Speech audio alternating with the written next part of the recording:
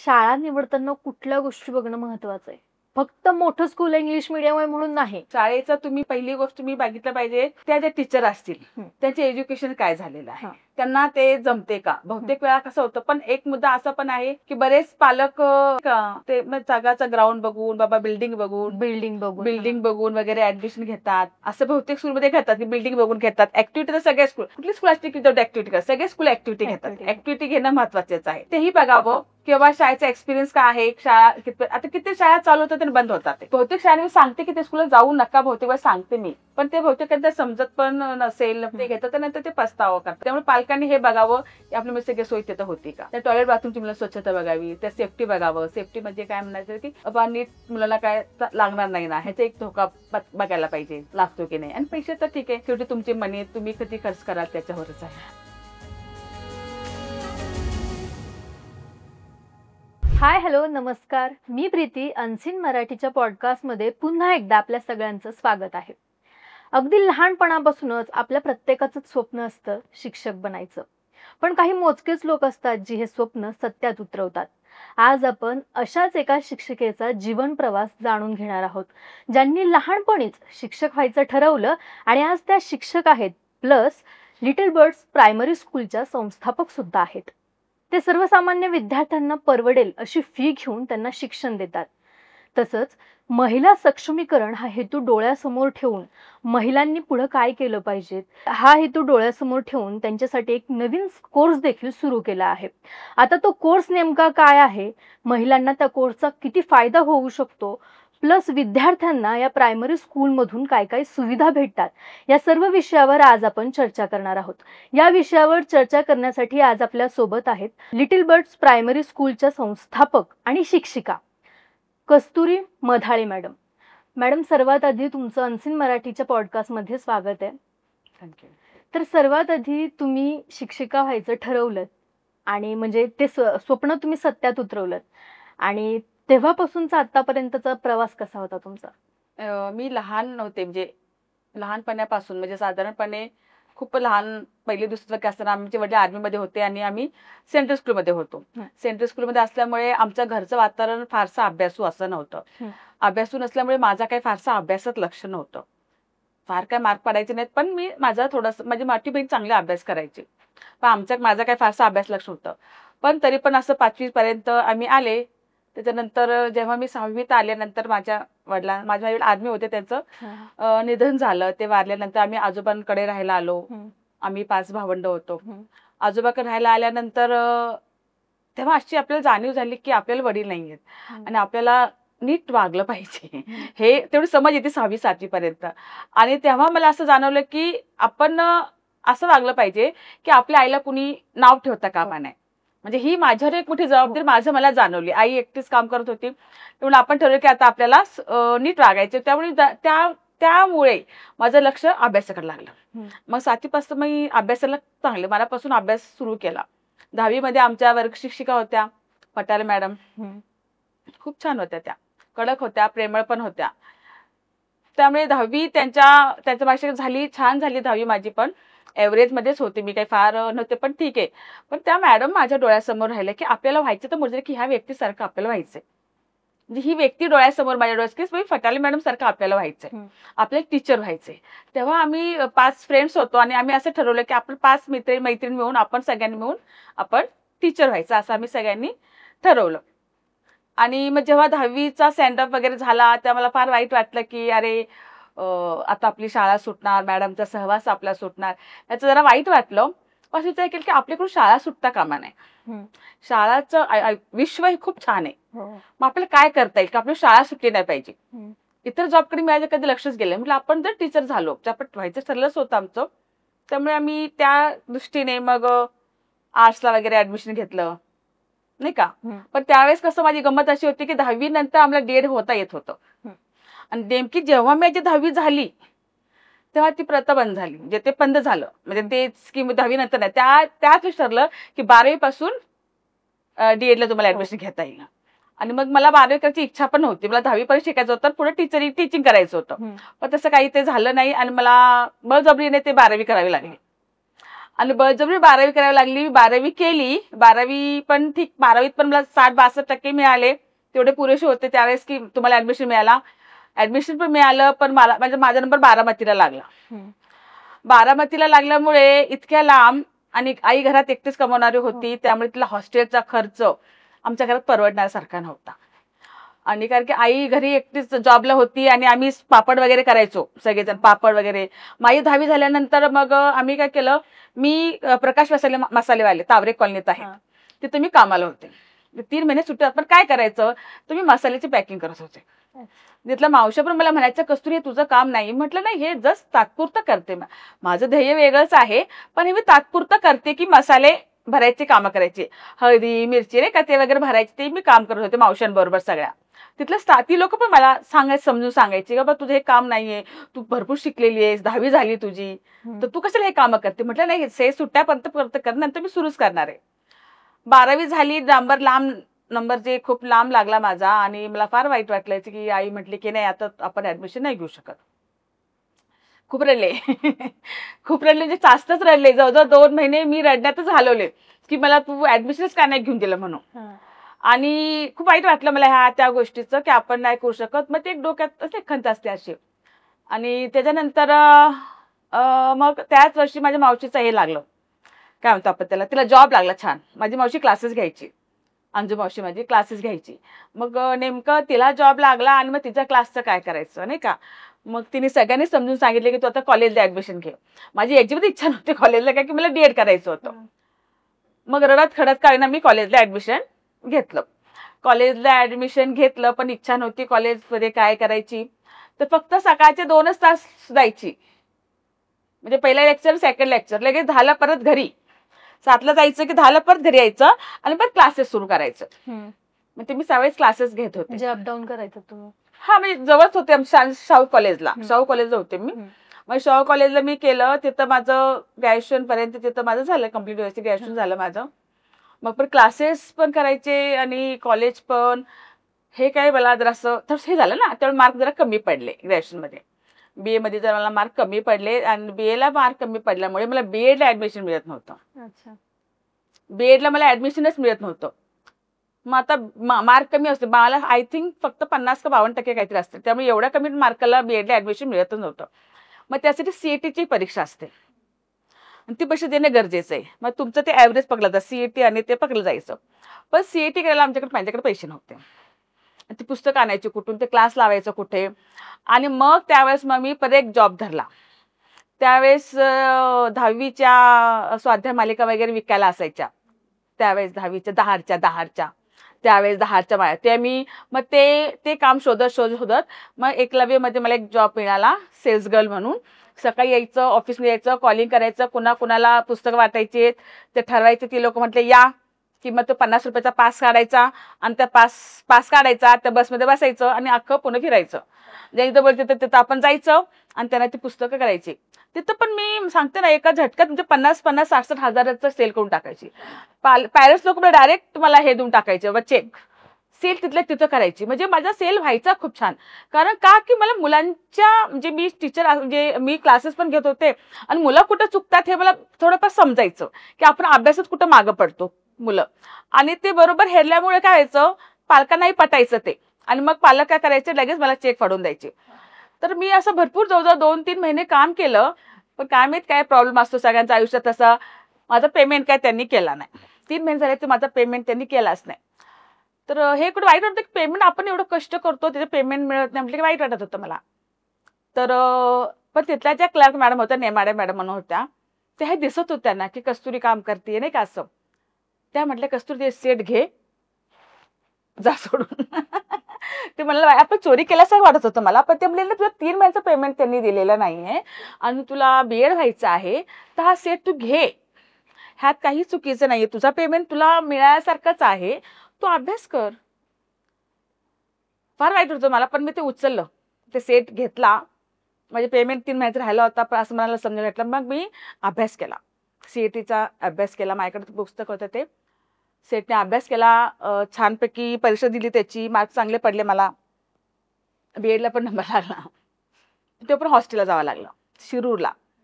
तोपर्यंत बहीण मोठी झाली होती, माझी मोठी बहीण ती पण जॉबला करते, ती सीएचा वगैरे अभ्यास करते. भाऊ पण माझा बऱ्यापैकी धाकटा भाऊ आहे माझा, तो पण जॉब करत होता. त्यामुळे भाऊजीने पण मला थोडीफार मदत केली, घरात पैसे दिले. ताईचं लग्न झालं होतं त्याच्यामुळे त्यांनी पण थोडीफार मदत केली आणि मग मी शिरूरला गेले हॉस्टेलमध्ये फर्स्ट टाइम बीएडला. मग मोठी एक रूम घेणं आम्हाला काही परवडत नाही. तेव्हा मी 800 रुपये कॉट बेसिस, एक कॉटला मला 800 रुपयाला होते त्यावेळेस. मग असे आम्ही एक रूममध्ये 3 जणी. तर असं आम्ही 1 BHK फ्लॅट घेतला होता, म्हणजे एक घेतला होता. होती लोक शिरूरमध्ये, त्यांनी 1 BHK फ्लॅटमध्ये ते भाड्याने देत होते. तर आम्ही कॉट बेसिस आम्ही जवळजवळ 10 आमच्या टीचर्स आम्ही तिथं करत होतो. जवळच कॉलेज होतं आमचं. तुम्ही कॉलेजमध्ये जाऊन यायचं, करायचं, असं आमचं चालू होतं. छान. म्हणजे ते अभ्यासात आपला आवड होतेच. मला अभ्यास तर मी मनापासून करतच होते. मग ते करता म्हणजे झालं, बीएड झालं. बीएड पण चांगल्या मार्काने, म्हणजे नॉर्मल ॲव्हरेज स्टुडंट असल्यामुळे मला काही एकदम हाय स्कोर नव्हता, म्हणजे पण मला मिळालं ॲडमिशन. म्हणजे माझे सर झालं ते माझं ते पण बीएड पण झालं. बीएड मी जेव्हा घरी आले त्यावेळेस जॉब शोधायला लागले. जॉबला अक्षरशः मला प्रत्येक जण म्हणायचे, तुम्हाला जॉब करायचा ना तर आम्हाला 5 लाख रुपये द्या. हा, डोनेशन असं नाही, ते मागायतात पैसे. हा, तुम्हाला जॉब पाहिजे ना, 5 लाख रुपये, कुणी 7 लाख रुपये. म्हटलं अरे मी शिकलीये, मी शिकवणार आहेत, माझ्याकडे पैसे नाहीयेत म्हणून मी तुमच्याकडे जॉबला आलीये ना. पण ते नाही, एवढे पैसे तुम्हाला द्यावे लागतील, आम्ही तुम्हाला जॉबला ठेवू. मग तसं करत मला काही जॉब लागला नाही. मग कुठेतरी आमच्या धनकुडीमध्ये एक ठिकाणी जॉबला माझी मैत्रिणी सोडलं. ती हिंदी टीचर होती, तिने ते सोडलं आणि ती म्हटली कस्तुरी तिथे जागा रिकामी बघ, मी चालली आता सोडून, तो तिथं लावते मी जाते सोडून. माझ्या मैत्रिणी त्या शाळेत मला लावलं. तिथं किती होता पगार? 300 रुपये महिन्याला. 300 रुपये पगार. 8, 9, 10 स्टँडर्ड शिकवायचे. काय सकाळी जायचं 7 ला 12-1 पर्यंत शिकवायचं आणि पगार फक्त 300 रुपये. म्हणजे मला खूप राग आला, मी का शिक्षक झाले याचा. अरे काय, ह्याला अर्थच नाही ना. म्हणजे आपण एवढं लांब शिकतोय, आपण एवढं कष्ट करतोय आणि पगार फक्त 300 रुपये. पण ठीक आहे, मी ते पण मान्य केलं की आता ठीक आहे, आपल्याला शिक्षक व्हायचे, ह्यातून काय ते निघेल, पॉझिटिव्ह राहणं. त्यामुळे मी राहिले 2च महिने तिथे केले. पण ते मी का सोडलं की तिथले जे संस्थापक जे कोणी होते ते मला दरवेळेस पैसे मागायचे मुलांकडून. मी म्हणाले मुलांचा आता आपण गेम्स घेतले नाही का, छान म्हणजे गेम्स घेतले, त्यांना आपण काहीतरी बक्षीस दिलं पाहिजे. तर नाही मॅडम, तुम्ही सगळ्यांकडून 10,000 रुपये गोळा करा. 10,000 रुपये गोळा करा का? म्हटलं ती फीस दिली तर हा नाही, आपण असं बक्षीस वगैरे देत नाही मुलांना. मग स्पर्धा घेता कशाला म्हटलं. मग मग तुम्ही स्पर्धा घेताच कशाला ना. नाही नाही नाही, 10,000 रुपये घ्यावं लागते. बरं ठीक आहे, मी तेही केलं. मुलांकडून 10,000 रुपये घेतले. ते मला फार वाईट होतं, मुलांकडून काय पैसे घ्यायचे, त्यांनाच काय बक्षीस द्यायचे. पण त्याचा कहर असा झाला, पैसे घेतले, त्या सरांना सबमिट केले आणि त्यांनी बक्षीस दिली नाहीत. पैसे त्या सरांनीच ठेवून घेतले. मला प्रचंड राग आला की अरे मी मुलांशी खोटं बोलतेय की तुम्हाला बक्षीस मिळणार आहे, तुम्ही ही स्पर्धा करा, तुम्ही ह्यात पार्टिसिपेट करा. हे काय, म्हणजे ते जे कोणी होते एक्सवायझेड त्यांनी ते पैसे घेऊन स्वतः जवळ ठेवले. तुम्ही मला 30 रुपये देता, ह्याचं मला वाईट नाही वाटलं. मला वाईट ह्याचं वाटलं की तुम्ही ह्या सगळ्या मुलांचे पैसे गोळा करून 10,000 रुपये गोळा करून पण त्यांना बक्षीस देत नाहीये तुम्ही, तेही पैसे तुम्ही स्वतः जवळ ठेवताय. म्हणजे मला शिक्षण क्षेत्रात प्रचंड राग आलता. म्हणजे असे संस्थापक कसे असू शकतात की एक तर तुम्ही मुलांना शिकवताय, शिकवत नाही त्यांना, त्या सोय त्या लिटरेचर ते ना क्लासरूम पण नव्हत्या धड. असाच 1 BHK 2 BHK घ्यायचे बिल्डिंग मध्ये, शेजारचे काय चालले ते मुलांना दिसते. म्हणजे ती सिस्टीमच मला आवडली ना. मला त्यावेळेस खूप पश्चाताप झाला की मी बीएड का झाले. म्हणजे मी एवढे धडपडत होते, मी एवढे रडले, मला बीएड व्हायचे, मला शिक्षिका व्हायचे. पण शिक्षक होऊन जर आपल्याला असं जर मिळत असेल की तुम्हाला मान पण सन्मान मिळत नाही, मला खूप वाईट वाटले ह्या गोष्टीचं. मी सोडून दिले ते. की जेव्हा मी मुलांना तोंड दाखवू शकत नाही, कारण का त्यामुळे पैसे घेतलेत मी मुलांकडून आणि त्यांनी बक्षीस दिले नाहीयेत. हे खूप वाईट आहे की म्हणजे मुलांशी मी खोटं बोलतेय ना. म्हणजे मी तुम्हाला नाही राहू शकत. मी ते जॉब सोडून दिला. मग घरी आल्यानंतर मग मी होम ट्युशन सुरू केली. म्हणजे घरी नाही, दुसऱ्यांच्या घरात जाऊन शिकवायचं. म्हणजे एक आमच्या समोर एक आंटी वगैरे होत्या, मावशीच होते माझी ओळखीची, त्या घरासमोर जाऊन मी त्यांना घरी जाऊन संध्याकाळचं शिकवायची. ते पण मी करत होते. त्याच्यानंतर मी त्याचं पद्मावती वसाहतमध्ये पण मी तिथं पण शिकायला जात होते. पद्मावती होते 5वी 6वी 7वी नागरवस्ती म्हणून असतं तिथं मुलांना फ्रीमध्ये शिकवायचं असतं. म्हणजे कसं असतं शिकवायला की ती मुलं तुम्हाला 30 रुपये देणार. फी तुमची त्यांची फीस किती? 30 रुपये. क्लासची फी किती? 30 रुपये. त्यातले 25 रुपये संस्था ठेवणार, 5 रुपये आम्हाला मिळणार.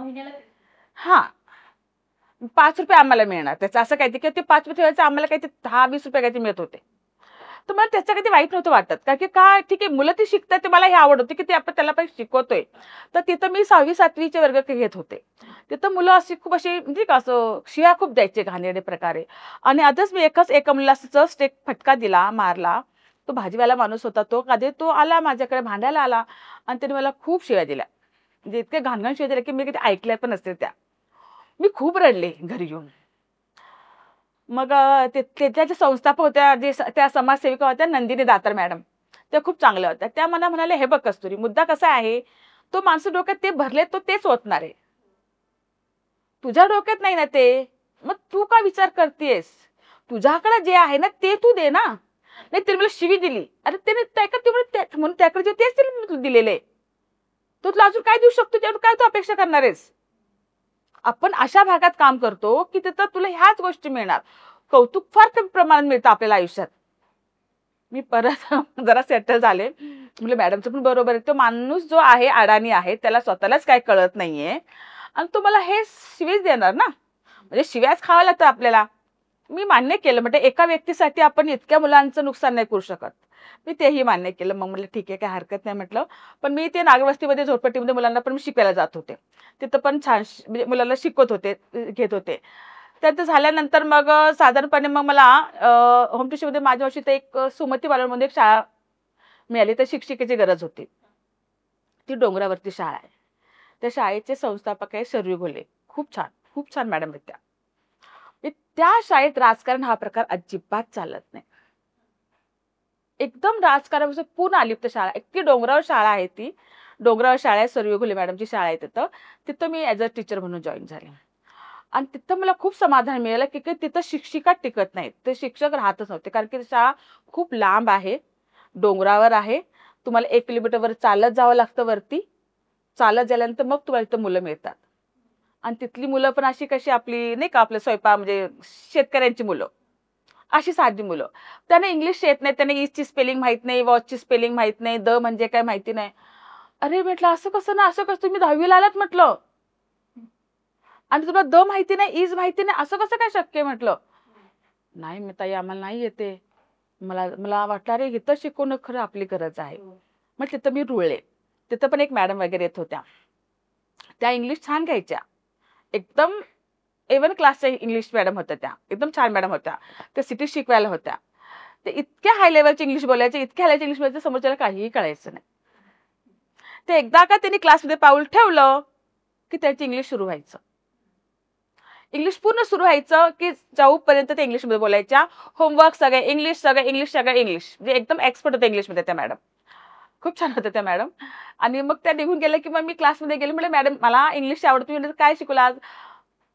ताई हे शिकवलं पण काय कळालं नाही हो. मुलं म्हणायची. म्हटलं का कळालं, तुम्ही का नाही विचारलं?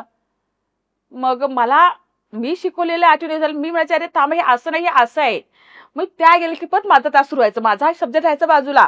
मी इंग्लिश शिकायला लागायची. ते मुलाला समजायला लागलं. कारण की मी स्वतः जरा एव्हरेजचे स्टुडंट असल्यामुळे मुलांचं कुठं चुकतं हे मला कळायचं. की ते मॅडम बोलतात इंग्लिश छान आहे. ॲज अ तुमचं क्वालिफिकेशन छान आहे. तुम्ही छान इंग्लिश बोलताय मान्य आहे. अरे ती मुलं ज्या लेवल तिथं खाली तुम्ही जा ना.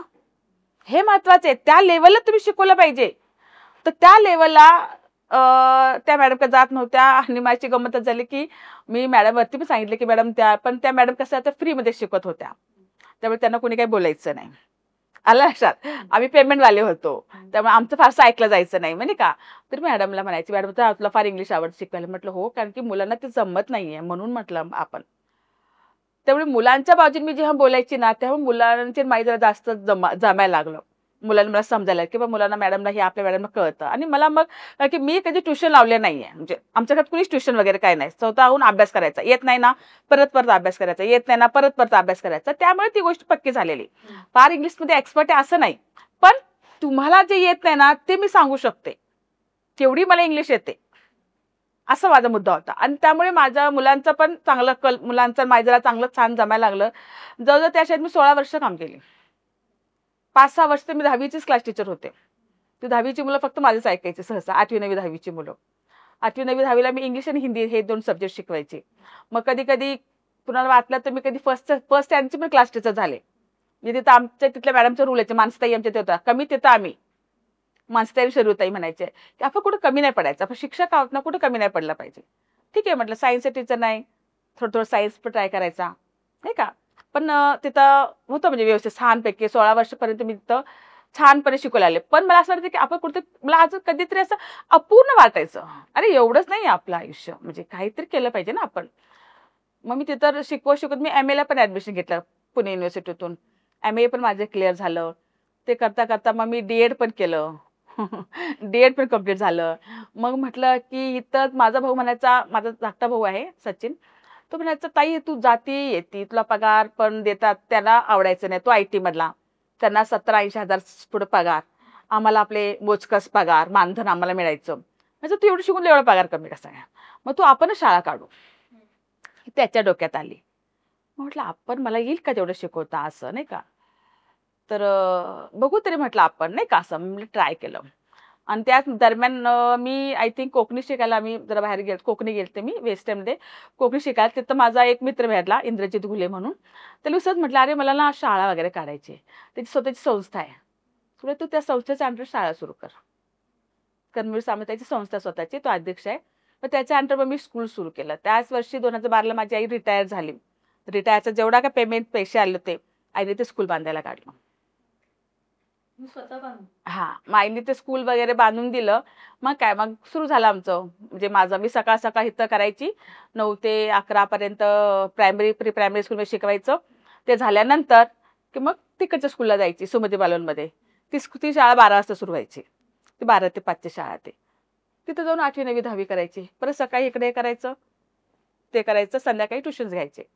म्हणजे माझं हे कंटिन्यू चालूच आहे. एकदा का सकाळी तुम्ही घराच्या बाहेर पडलात नव्हती की संध्याकाळी 8लाच घरी यायचं, पण ट्युशन वगैरे सगळे घेऊन. ट्युशनमध्ये पण काय करायची मी की व्यवस्थित, म्हणजे नाही का, ज्या मुलाला काय येतं काय नाही येत ते आपलं बघायचं. म्हणजे जे लोक आजूबाजूचं ट्युशन पण ते घेत पुढं आलो. आता पुढं मग असं जाणवलं की आपल्याकडे मुलं फार कमी येतात. ते आजूबाजूला आमची मुलं तर खूप दिसतात, ते छान मुलं, म्हणजे मुलं आहेत पण आपल्या शाळेत येत नाहीत. ती कुठल्या शाळेत जात नाहीयेत, मुद्दा असं आपल्या शाळेत येत नाही असं नाहीये, कुठल्या शाळेत जात नाहीयेत. तर का बरं असं असेल नाही का, मला तो खूप वाईट वाटतं असं मुलं फिरायला लागली तर असं. तर मी विचार केला, तर माझा भाऊ म्हणाला की कदाचित त्यांना तुझी 18,000 ही फी खूप खूप वाटत असेल. म्हटले 18,000 नाही, खूप कमी फी 18,000. बाहेर तर बघ 25-26-30 हजार फी नाहीयेत. बाहेर तेवढी फी आहेत, आपल्या आठवड्याला नाही, त्यांना हीच जास्त वाटते. म्हटलं मग आता काय करायचं आपण. म्हटलं आता पैसा महत्वाचा नाही, आपण जरासं कमी हे घेऊया. आणि मग आम्ही जराशी फी सगळ्यापेक्षा मी 50% फी आम्ही कमी ठेवली. त्यामुळे जेव्हा फी कमी ठेवली तेव्हा लोक, म्हणजे आमची शाळा माझी मोठीच्या मोठी दिसतीये, पण कोणी आत पाऊल टाकत नव्हतं घाबरून की फी जास्त असेल हे असेल. मग आम्ही कुणी असं करत आहे, ते आम्ही पहिला फर्स्ट टाइम असं केलं, आम्ही डायरेक्ट बोर्डावरच फी लिहिली नाही का, प्ले ग्रुपची एवढी, ज्युनियरची एवढी, सिनियरची एवढी, डायरेक्ट. त्याच्यामुळे लोक मग यायला लागली. मग लोक जराशी वळायला लागली हळूहळू. मग सुरुवातीला 500 रुपये भरून सुद्धा ऍडमिशन घेत होते. एका काही शाळेत असं चालत नाही, तुम्हाला डोनेशन भरावं लागतं, डोनेशन द्यावं लागतं, टेस्ट वगैरे होतात तुमच्या. तसं मी काय करते, डोनेशन वगैरे घ्यायचे नाही लोकांकडून, कारण की त्यांना आहे तीच फी त्यांना खूप वाटते. 10,000 सुद्धा त्यांना फी जास्त वाटते. तुम्ही आताच म्हटलात की पूर्वी आपल्या स्कूलमध्ये हवे तितके विद्यार्थी येत नव्हते, पण हळूहळू यायला लागले. पण आता विद्यार्थ्यांनी तुमच्याच शाळेत ऍडमिशन का घ्यावं? इतर शाळेप्रमाणे माझ्या शाळेत मी डोनेशन घेत नाहीये. त्याच्यानंतर महत्वाचं म्हणजे मी सुद्धा फोनिक्स पद्धतीनेच, मला जेव्हा मी 8वी 9वी 10वीला ह्या स्टँडर्डला जेव्हा शिकवत होते, तिथे मला जाणवलं की ह्या मुलांचा बेस पक्का नाहीये. ही जी छोटी मुलं आहेत की त्यांना इज दॅट म्हणजे स्पेलिंग कळत नाही किंवा त्यांना साधं सेंटेन्स लिहिता येत नाहीये, त्यांचा बेस कच्चा आहे. आणि माझ्या डोक्यात की त्यांचा बेस पक्का करायचा आहे. आणि त्या दृष्टीने मी फोनिक्सच्या पद्धतीने, आता माझ्या बुक्स पण मी फोनिक्सच वापरते, मुलांना ते पण वापरते. त्यानंतर माझं असं मत आहे की आपल्या जे 1 ते 5 वर्षाचं मूल असतं, त्याची जी स्कूल असते ती साधारणपणे घराच्या 1-2 किलोमीटरच्या अंतरावर पाहिजे. मुलं लहान असतात, त्यांना व्हॅनचा प्रवास, बसचा प्रवास हे झेपत नाही. खूप पालकांची फार इच्छा असते आपल्या मुलांनी मोठ्या शाळेत जावं, व्हॅन मधून जावं, बस मधून जावं. अरे पण त्या बसमध्ये मुलाला किती प्रॉब्लेम्स असतात. 3 वर्षाच्या मुलाला खूप टेन्शन मध्ये असतं. 3 वर्षाचं मूल, त्याला खूप टेन्शन असतं. आपल्याला वाटतं त्याला काय टेन्शन नाही, त्याला खूप टेन्शन असतं. त्याला काय टेन्शन असतं, तर आल्यानंतर त्याला एक स्वतः सँडल करता येत नाही. मग ते वाट बघत बसणार, कोण काढणार आहे, मावशी आमच्या काढणार. मग स्कूल भरताना परत ते सँडला कोण घालणार. पॅरेंट्स तर बाटल्या तर अशा घेऊन देतात त्यांना की नाही का वेगळ्याच पद्धतीच्या ते म्हणजे ते मुलाचं माझं मत असं आहे की आमच्याकडे मावशी आहेत व्यवस्थित सगळे, आमचे टीचर्स पण खूप छान आहेत. तर मी फोनिक्स पद्धतीने शिकवते. माझं असं मत आहे की त्यांना कमी त्यांच्या बजेटमध्ये बसेल अशी म्हणजे अफोर्डेबल. माझं एक मत असं आहे की 3 वर्षाच्या मुलाला तुम्ही 50,000 भरा, 20,000 भरा, 5,000 भरा, तो एबीसीडी शिकणार आहे. पहिल्या वर्षात तो एबीसीडी शिकणार आहे. त्याला पहिलं तर त्याला प्ले वे मेथड आपण शिकवलं पाहिजे. पण तुम्ही 50,000 भरता. एक पॅरेंट्स जेव्हा माझी साधारण 7-8 हजार फी होती तेव्हा पॅरेंट्स म्हणाले की मी 7चा फी एवढ्या फी वाढलेल्या आहेत की मुलांचं माझं अख्खं ग्रॅज्युएशन एवढ्या पैसे झालं नाहीये. तेवढं एका वर्षाला फी भरावी लागते 40,000 रुपये. 40,000 रुपये लिटरेट फी आहे प्ले ग्रुपची. आता प्ले ग्रुपची फी माझ्याकडे फक्त 5,000 रुपये. तर बाहेर ना तीच फी 21,000 आहे, 22,000 आहे. ते म्हणलं तुम्ही काय वेगळं शिकवता. म्हटलं प्ले ग्रुपचा जो मुलगा असतो 2 वर्षाचा त्याचं फक्त ऑब्झर्वेशन चालू असतं त्याचं. तुम्ही घरी ठेवला तरी तो मोठाच होणार आहे, शाळेत आले तर तो मोठाच होणार आहे. पण घरचा पद्धत वेगळी आहे, शाळेतली पद्धत वेगळी आहे. आता काय वेगळी आहे तर जेव्हा तो स्कूलमध्ये येतो तर ते मूल पसायदान म्हणायला शिकतं, ओंकार म्हणतं, एका ठिकाणी स्थिर बसतं, टीचरचं कन्व्हर्सेशन ऐकतं, इतर मुलं कशा प्रकारे पोएम्स म्हणतात ते तो फॉलो करायला शिकतो. हे महत्वाच्या गोष्टी आहेत. त्याला खायचं एक वळण लागतं. छोटी मुलांना स्वतःहून हाताहून जेवत नाहीत. मग त्यांना एक पद्धत लागते की आपण कसं बसून जेवलं पाहिजे, जे मॅनर्स असतात किंवा आपण एक चांगली पद्धतशिस्त म्हणतो आपण ती त्या मुलांना छान येते. आता इतर 2 वर्षाच्या मुलांसाठी एवढं पुरेसं आहे. मग काही काही स्कूलमध्ये 2 वर्षाच्या मुलांसाठी सुद्धा जवळजवळ 25-30 हजार रुपये फी आहे. ती माझ्याकडे फक्त 5,000 ठेवलेली. कसं त्यामध्ये मी त्यांना म्हणाले बुक्स वगैरे देत नाही, पण त्यांचे मोटर स्किल्स सगळे घेतात. म्हणजे सुरुवातीला लिहायच्या अगोदर त्यांचं तुम्ही कशा प्रकारे बोटांचं मसल्स कशा प्रकारे करून घेणार लिहायला ना असं, त्यासाठी ते वेळेस आम्ही ऍक्टिव्हिटी घेतो. पिंच करायचं घेतो, पिंचिंग शिकवतो, रोलिंग शिकवतो. सगळे ऍक्टिव्हिटीज जे आपले इव्हेंट्स होतात ते सगळे इव्हेंट्स आमच्या स्कूलमध्ये होतात. त्याच्यामुळे मला असं वाटतं की माझी शाळा चांगलीच आहे. ती म्हणजे इतर भरायच्या आणि ते आय थिंक सगळ्यांना परवडण्यासारखं आहे स्कूल. आणि माझा महत्वाचा मुद्दा असा आहे की आपण स्कूल ही काढलेली आहे पैसे कमवण्यासाठी. माझं पॅशन नाही. पैसे कमवणे हा माझा मुद्दा सेकंड टाइम येईल. पहिला मुद्दा काय आहे की मुलाने शिकलं पाहिजे. माझ्या एरियात मी आता माझे स्कूल आहे त्या एरियातल्या लोकांना अजिबात अवेअरनेस नाही शिक्षणाबद्दल. यांचं मला फार वाईट वाटतं. म्हणजे एक बाई मला म्हटली की मॅडम मी खूप शिकलेली बरं का, तुम्हाला असं वाटतं बरं का मी गाऊनवर आली पण मी खूप शिकलेली आहे. म्हटलं ओके किती शिकलात तुम्ही विचारलं. मी चांगली गोष्ट शिकल्या तर माझी ना 12वी झाली आहे. वाव म्हटलं छान गोष्ट आहे. शेजारच्या मुलगी मॅम त्याच्या हसायला लागल्या, मॅडम तिला जर तुमचं शिक्षण कळालं तर तिला काय वाटेल. म्हणजे काय गरज आहे तिला सांगायचं माझं शिक्षण. तिला वाटतं मी खूप शिकलेली आहे. म्हणजे त्यांना 10वी शिकणं खूपच महत्वाचं. जेव्हा मी फॉर्म भरते जेव्हा एज्युकेशन लिहिते मदर्स एज्युकेशन तेव्हा ते नुसतं 10वी म्हणतात. जर ते नुसतं 10वी म्हटलं तर ह्याचा अर्थ ते 10वी पर्यंत गेलेले नाहीयेत. त्याने 8वी-9वी तर शाळा सोडलेली असते. पण ते म्हणतात फक्त आम्ही 10वी शिकलोय. जर एखादी पॅरेंट्स तुला म्हणाले की मॅडम मी 10वी पास आहे, 10वी पास हा शब्द त्यांच्यासाठी फार महत्वाचा आहे. पास आहे मी, नुसतं 10वी शिकले नाही तर मी पास पण आहे. तो चेहऱ्यावरचा आनंद मला हसवते की बाबा हिला किती आनंद वाटतो की मी 10वी पास आहे. छान गोष्ट. 10वी पास आहे तुम्ही तर भरपूर शिकाल म्हटलं तुम्ही. नाही तर हल्ली कोणी एवढं शिकत नाही. त्यांना आपलं नाही का आता त्यांना माहिती आपलं शिक्षण काय आहे. तर माझं MA BA DED झालेलं आहे. मी सेट नेटची पण प्रॅक्टिस करत होते. PhD ला पण मी ट्राय केलता. थोडंसं राहिलं तर ते करणार मी. माझी PhD कम्प्लीट करणार आहे. एवढे करणार आहे. म्हणून मी माझ्या आपल्या एरियातली जी स्कूल आहे हे सगळ्यांना परवडण्यासारखी आहे आणि मुलांची सर्व ऍक्टिव्हिटी आम्ही घेतो आणि प्ले वे मेथडनीच मी घेते. जवळजवळ 16 वर्षापासून मी मुलांची टीचर क्षेत्रात आहे. तर बऱ्यापैकी स्कूलचं माहिती त्यामुळे माझ्या स्कूलमध्ये ऍडमिशन घेतलेलं चांगलंच राहील असं मी म्हणते. आता जे बाकीचे मोठे जे स्कूल असतात तिथे फी जास्त असते पण तसेच त्यांना सुविधा देखील प्रोव्हाइड करतात. अगदी बरोबर. तसं मग आपल्या स्कूलकडून काय सुविधा दिल्या जातात विद्यार्थ्यांना? अच्छा आपल्या स्कूलमध्ये काय सुविधा? आता मोठ्या स्कूलमध्ये सुविधा म्हणजे काय असतं सांगतो मला. बेंचेस असतात माझ्या स्कूलमध्ये आहे, ब्लॅकबोर्ड आहे, टॉयलेट बाथरूम आहे. अजून त्या सुविधा म्हणजे काय त्यांचं तर इतर सुविधा ते AC वगैरे म्हणतात. तर आमच्याकडे भरपूर सूर्यप्रकाश आहे, छान लाईट आहे, सगळं व्यवस्थित आहे. तर मी जी मुलांकडून फी घेते त्या फी मध्ये मी मुलांना बुक्स पण देते, युनिफॉर्म्स पण देते आणि आमचे वर्षभरचे ऍक्टिव्हिटीज सुद्धा होतात. जे इतर स्कूलमध्ये फक्त तुम्हाला ऍडमिशन फी 30,000 असते. 5,000 बुक्सचे वेगळे भरा आणि युनिफॉर्मचे तुम्ही वेगळे भरा. हे तुम्हाला एक्स्ट्रा खर्च आहे. म्हणजे असं मला वाटतं की हा माझा मेन आमच्या घरातला म्हणजे माझ्या आईचा मुद्दा असा आहे की भावाचा असा की त्या एक्स्ट्रा गोष्टीला आपण पैसे नाही घ्यायचे पाहिजे.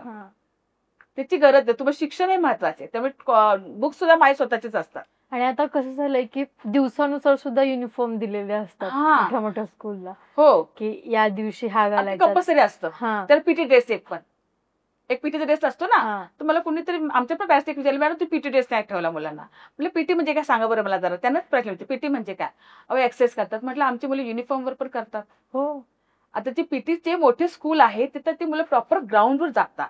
मग त्यांचे कपडे मळतात. जी 4th 5th 6th स्टँडर्डची मुलं त्यांना पीटी ठीक आहे. ही मुलं काय उड्याच मारतात आमची. ही त्यांची रोजच पीटी चालू असते म्हटलं है ना. मग ह्यांना त्याची पीटीची गरज वाटत नाही. आम्ही करतो मंडे ट्युजडे आमचा युनिफॉर्म असतो. वेनसडेला आमचा कलर ड्रेस असतो. कारण की मुलांना वाटतं की मी माझ्या बर्थडेला जो ड्रेस पप्पाने घेतलेला आहे तो मला स्कूलमध्ये टीचरला दाखवायचा आहे. कारण हाऊस असते बघा टीचरला दाखवायचा. आणि म्हणून आम्ही तो एक ड्रेस ठेवला खास मुलांसाठी. त्यांनी खाऊ पण आणायचा त्या दिवशी. अलाउड आहे त्यांना खाऊ. फक्त घरचा खाऊ. पोहे उपीट डोसा इडली नाही का ढोकळा हे. आम्ही कुरकुरे बिस्किट अलाउड करत नाही. जॅम हे पण अलाउड करत नाही. हे त्यांना अलाउड आहे. ते त्यांना आनंद वाटतो. अशी मुले की बाबा आम्हाला हे असं म्हणून म्हणते की आमच्या स्कूलमध्ये इथे आमच्या स्कूलमध्ये स्वतः तेवढ्या सोयी आहेत. ऍक्टिव्हिटीज काय काय केल्या जातात.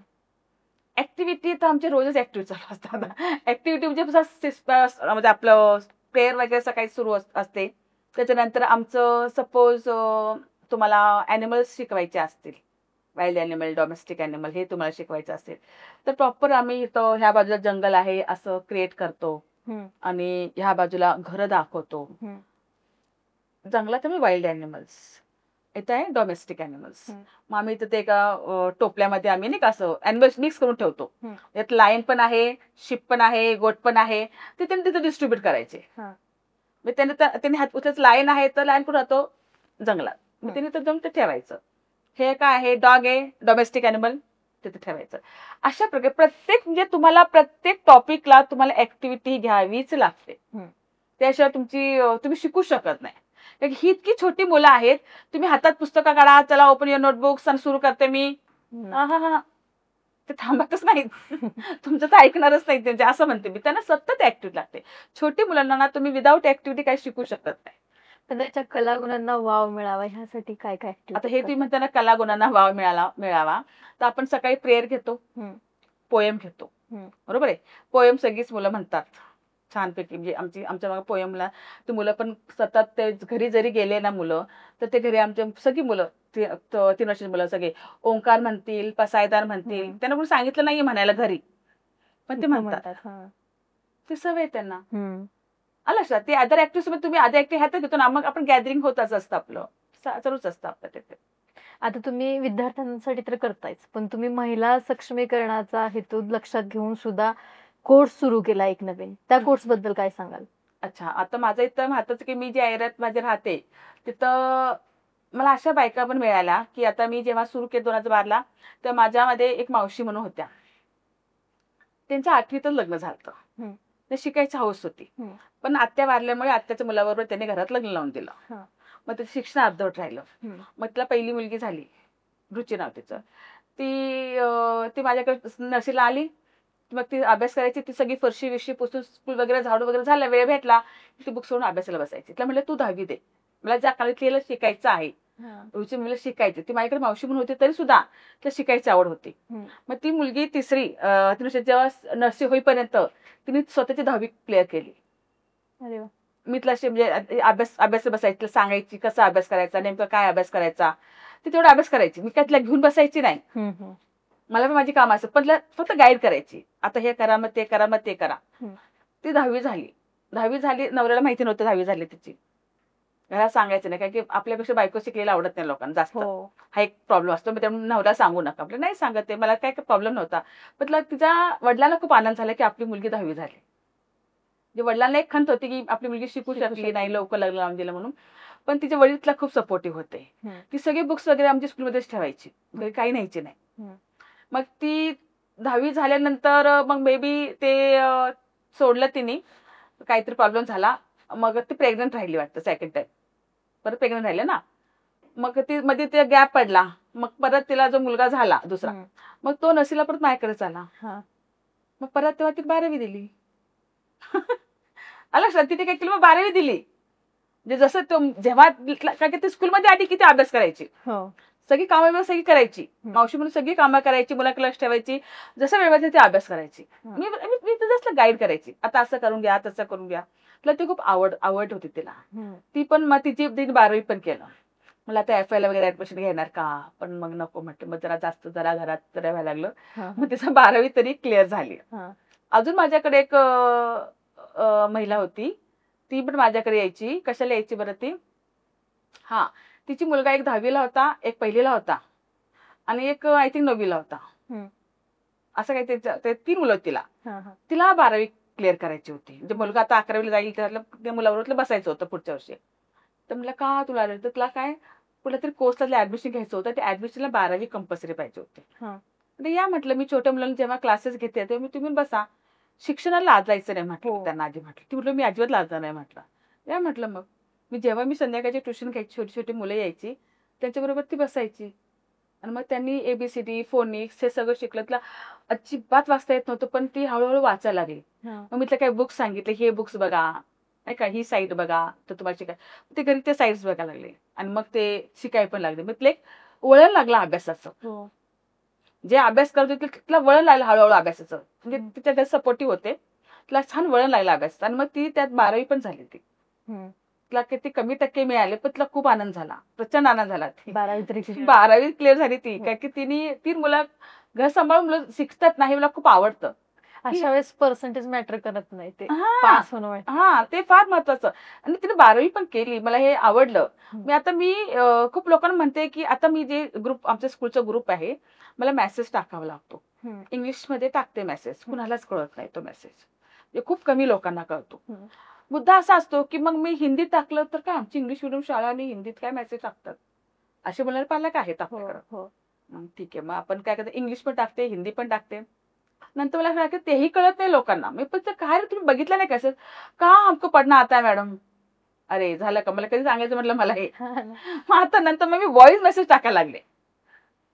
कळायचंच नाही की आपण उद्या काय फंक्शन आहे, काय कार्यक्रम आहे, सुट्टी आहे की नाही, म्हणजे ते समजत नाही एवढी, म्हणजे इतकी लोक, म्हणजे आपण म्हणतो ना. आणि कमीपणा फार वाटतो की मला वाचता येत नाही, तर हे मला वाचून दाखव, शेजारच्याला विचारायचं नाही. तर का तो अहंकार दुखावला जातो की हिला वाचता येत नाही, मला वाचता येत नाही हे सांगायला लाज वाटते, ते कोणाला विचारत पण नाही. मी ते सांगते, अरे एकमेकांना सांगत जातो आहात तुम्ही जरा, नाही का. मला सकाळी मी स्कूलला जायची घाईच, तेव्हा मला सकाळ सकाळ फोन येतात.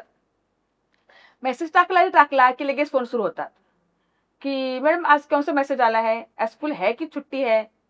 म्हणजे त्यांना हे कळतच नाही काम आहे, त्यानंतर सुट्टीच मेसेज टाकतात. त्या डोक्यात हे की फक्त सुट्टीचे मेसेज टाकतात. मला सुट्टी नाहीये, मेसेज वेगळा आहे, मी फक्त टायमिंग टाकलेला आहे कधीचा आहे आणि आज कुठला प्रोग्राम आहे स्कूलमध्ये. मग ते त्यांना समजत नाही, वो हमें पता नाही ना, इसीलिए. मग शेजारचे विचारायचं, बट ठीक आहे म्हटलं, तुम्ही या संध्याकाळी शिकायला, या अभ्यासाला. तेही नाही, फ्रीमध्ये शिकवते म्हटलं मी, असं नसतात तरी पण येणार नाही.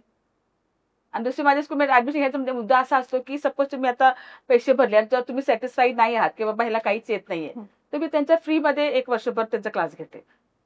घरचं वातावरण अजिबात अभ्यासाचं नसतं. कित्येक वेळा तर डबा जो बॅग उचलून आपण शाळेत नेली ना, तर बॅगेत ती खरकटती डबा तसाच दुसऱ्या दिवशी परत घेतो. आमच्या टीचरचा डबा बाजूला काढतात. म्हणजे ते पालक काय अजिबात लक्ष देत नाहीत. काही काही पालक खूप चांगले आहेत, सगळेच पालक असे नाहीत, पण काही पालक असे पण आहेत की त्यांचं नाही लक्ष मुलांच्या अभ्यासाकडे किंवा प्रगतीकडे. त्यांचा एकच मुद्दा असतो की काम करायचं आणि पोट भरायचं. मुलगा शाळेत जातो ना, इनफ. काय शिकतोय हे पण नाही, महत्वाचं नाही. किती पडले हेही महत्वाचं नाही. काही त्याचं काही घेणं नसतं, कारण की एकाला 4-5 मुलं असतात, ते कुणाकुणाकडे लक्ष देणार ना, असं पण होतं. मग त्यामुळे घरचं वातावरण जर असं नसल्यामुळे काही मुलं मागे राहतात, मग त्यांचा अभ्यास होत नाही. मग मी म्हणते ठीक आहे, संध्याकाळच्या ट्युशनला या, आपण घेऊ. नंतर मी सिनियर KG मध्ये गेले की मुलांचे मी स्वतःहून RTचे फॉर्म भरते त्यांचे. म्हणजे माझ्याकडे जे टीचर्स मुलं ऍडमिशन घेतात ना, त्याचं आपला RTचे फॉर्म असतात, राईट टू एज्युकेशन.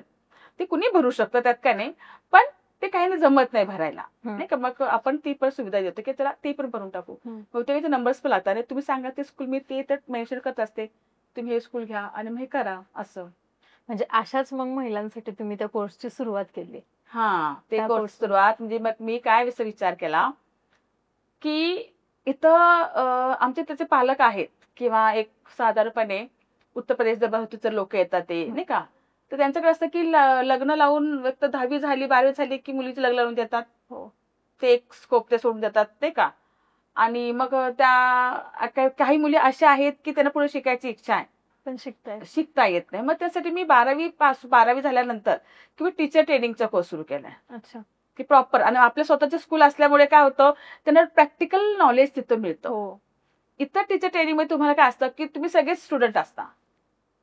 तुम्ही टीचर ट्रेनिंग शिकायला आलाय, तुम्ही टीचर ट्रेनिंग शिकायला आलाय, तू पण स्टुडंट, तुम्ही मी तुम्हाला गाईड करते म्हणजे फक्त. फक्त सांगितलं जातं की सगळं असं असते. शिकवायचं. आज शिकवायचं आहे, मग तुम्ही कलरला हे शिकवा, मग ही पोयम म्हणा, मग अशी अशी स्टोरी सांगा, किंवा मुलांना असं ओळीत उभं करा, मुलांना असे हात धुवायला लावा. हे तुम्हाला फक्त तोंडी ओरल असतं. इथं काय होतं माझ्याकडे, तुम्ही सांगा ना, मुलं बघा तुमच्या ऐकतात की नाही. तुम्हाला ओळीत उभं राहा, एक तर ओळीत उभं राहणार की सगळी मुलं खेळतात आहे जर स्लाईडवर, आणि तुम्ही शांतपणे म्हणालात की चला मेकअप क्यू नाही येणार बोल. मग हाताला धरून आणावं. मग तुम्ही कसे लावणार त्यांची ओळी, मग तुम्ही त्यांना कसं उभं करणार.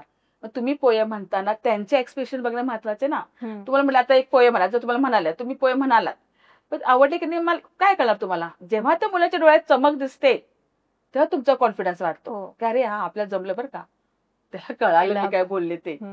मुलं खूप छान लगेच एक्सप्रेस देतात. मुलांचे एक्सप्रेस इतके भारी असतात ना की काय रोजचा दिवस आमचा नवीन असतो, रोजचा दिवस नवीन. एकदा तुम्ही कुणाशी बोलत होते पॅरेंट्सशी, आणि एक छोटी मुलगी मला असं सारखं असं असं काहीतरी करत होती, मला कळालंच नाही काय. जेव्हा मला लक्षात आलं, मी म्हटलं अरे तू नवीन क्लिप घालायला लावलीस का.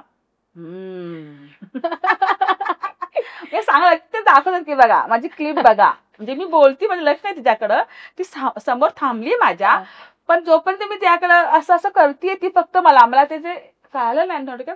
मी 2 मिनिट थांबले, तू नवीन क्लिप घातली का. हा मग ती गेली.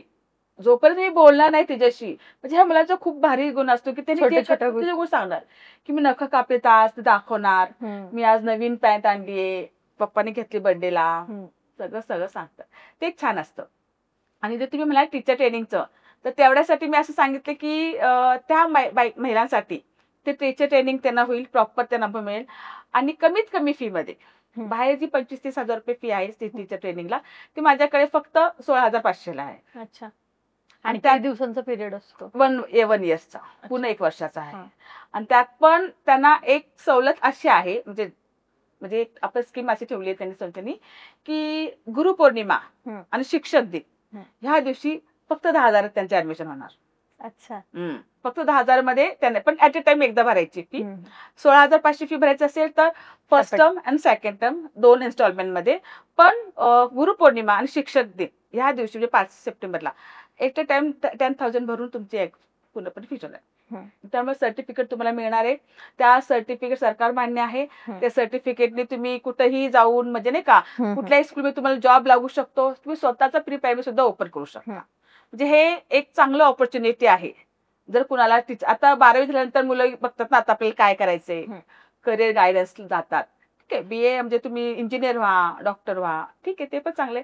पण एक आता टीचर ट्रेनिंग मध्ये एक सर्वात महत्त्वाचा मुद्दा असा असतो की त्यात तुमचं बाल मानसशास्त्र शिकवलं जातं.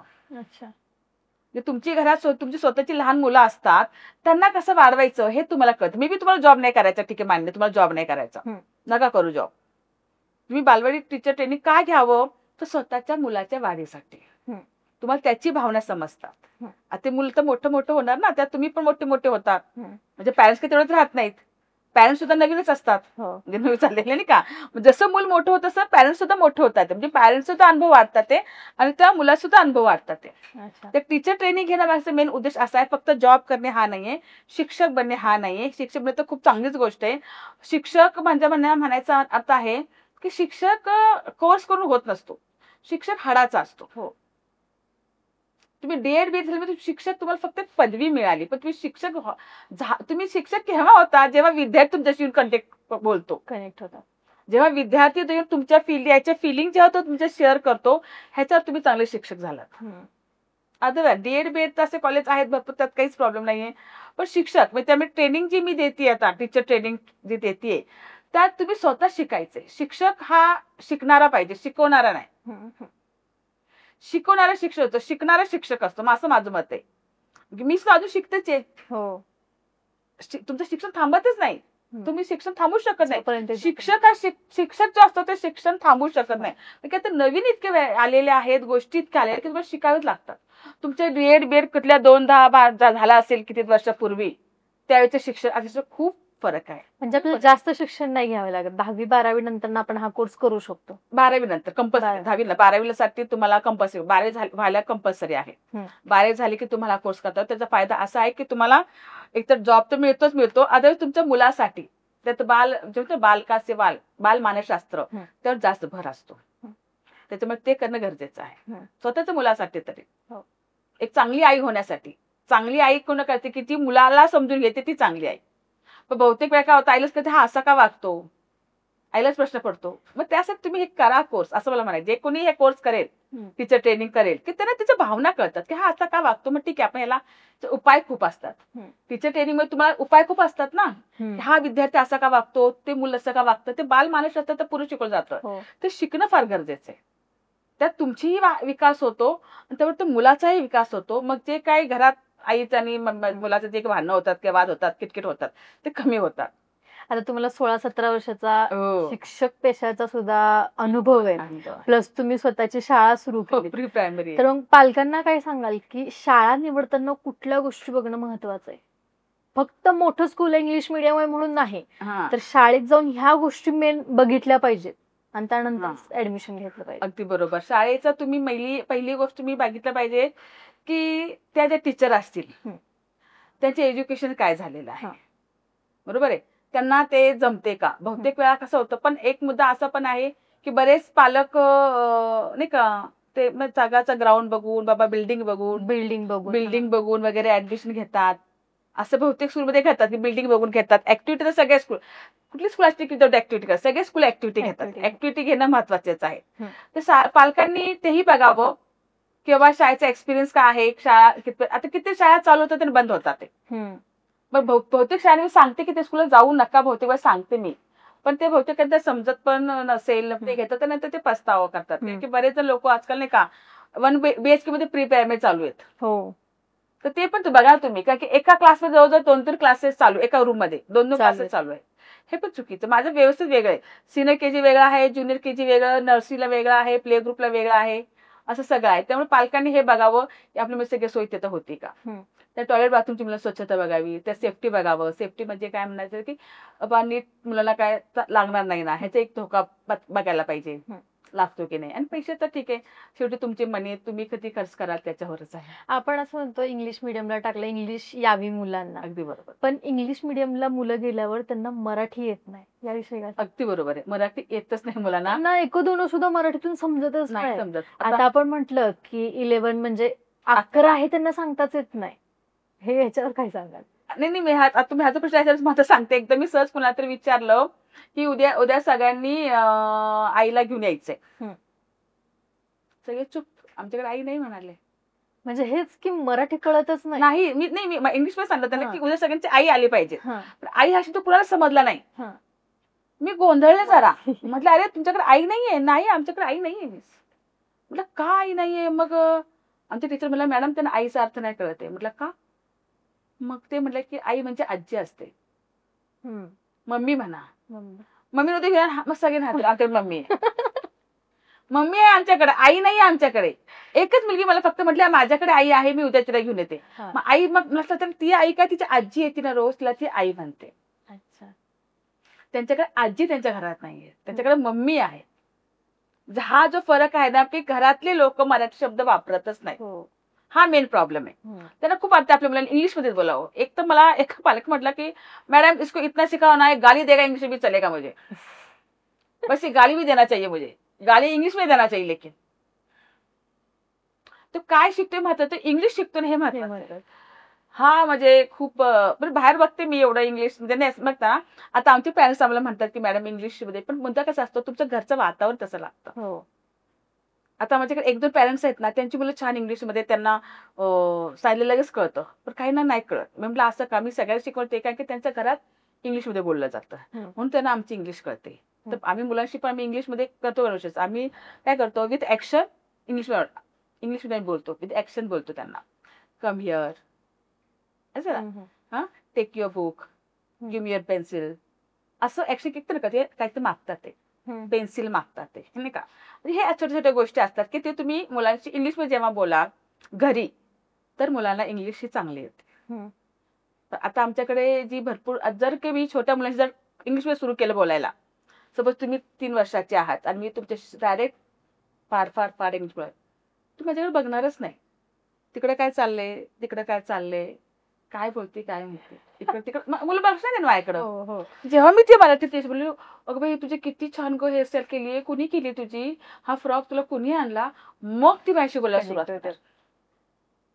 जर मी तुला म्हटलं इंग्लिश बोला तर मुलं तुमच्याशी कनेक्ट होणारच नाहीत तुम्ही त्यांच्याशी इंग्लिशमध्ये बोललात तर. इव्हन बहुतेक स्कूलमध्ये कंपल्सरी सांगतात टीचरना की इंग्लिशमध्ये बोला. ठीक आहे, चांगली गोष्ट आहे, हे काय वाईट नाहीये, पण मुद्दा पॅरेंट्सची पण इंग्लिशमध्ये बोला असं म्हणतात. मग त्या पॅरेंट्सला कळतच नाही आपल्या मुलाचा विकास काय चाललाय, म्हणजे मुलाची प्रगती काय चालली. पॅरेंट्स मिटिंगला तर 1-2 पॅरेंट्स मिटिंगला मी स्वतः गेलते एका स्कूलमध्ये, आमच्या मॅडम शेजारच्या होत्या माझ्या मैत्रीण, ते की ही बाई काय म्हणते मला कळत नाही मीटिंगमध्ये, तूच माझ्याबरोबर. मी त्याच्यावर पॅरेंट्स मीटिंगमध्ये गेलते आणि त्यांना ते इतकं सांगत काय काय होतं मी ऐकलं. मी त्यांना म्हटलं अहो काय असे की त्यांना इंग्लिश नाही कळत. तुमचा मुद्दा तुम्हाला शिकवायचं कुणाला, मुलांना शिकवायचंय ना, पॅरेंट्सशी काय इंग्लिशमध्ये बोलता तुम्ही. पॅरेंट्सला कळतच आहे तुम्ही काय बोलताय की त्याची काय प्रगती आहे काय नाही, पण ते आठठास की नाही आमचा जॉब जातो. मग जर आम्ही हिंदीमध्ये बोललो तर किंवा मराठीत बोललो तर मे बी त्यांना पण बॉदर्शन असतं, टीचर्सना जर बॉदर्शन असतं तर कंपल्सरी इंग्लिश केलं जातं. माझा मुद्दा ही भाषा ही फक्त तुमची भाषा आहे, मराठी हिंदीची क्लासवर संवादाची भाषा आहे. तुम्हाला समजते ना ती भाषा बोला, समोरची भाषा समजती भाषा बोला. आता तुम्ही जे म्हणालात की आता मुलांना मराठी कळत नाही कळत, खरंच नाही कळत. आता मी एक किस्सा सांगते याच्यावर की आमच्या क्लासमध्ये एक छोटासा मच्छर आला होता. तर एक मुलगा म्हटला हे बघ मच्छर आला. तर तुला मच्छर आहे म्हणायचं, तुला मॉस्किटो म्हणायचं. मी ऐकत काय मॉस्किटो म्हणायचं, म्हटलं का मॉस्किटो म्हणायचं.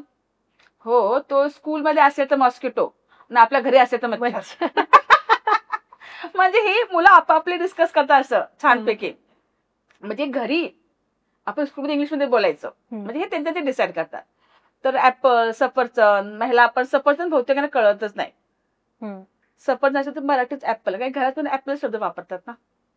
त्यामुळे घरची लोक जर मराठीत बोलत असतील तर मुलांना मराठी कळेल, अदरवाईज नाही. कारण की माझ्याकडे जे ट्युशनला मुलं येतात ना, इंग्लिश मिडियमची मुलं येतात मराठी शिकण्यासाठी की हिंदी शिकण्यासाठी. माझी हिंदी स्पेशल असल्यामुळे माझ्याकडे हिंदी शिकायला येतात मुलं. खूप लोकांना हिंदीचा तर खूपच प्रॉब्लेम आहे, खूपच प्रॉब्लेम. हिंदीचा पण तसाच प्रॉब्लेम आहे. पण आमच्याकडे स्कूलमध्ये जी मुलं येतात ते सहसा कार्टून फार बघतात, रील्स फार बघतात. तर पूर्ण आमच्याकडे लँग्वेज ही रील्सची असते हिंदी. त्यांना सांगते हिंदीमध्ये नका मला बोलू नका असं वगैरे, खूप बोलायची शेवटी ती.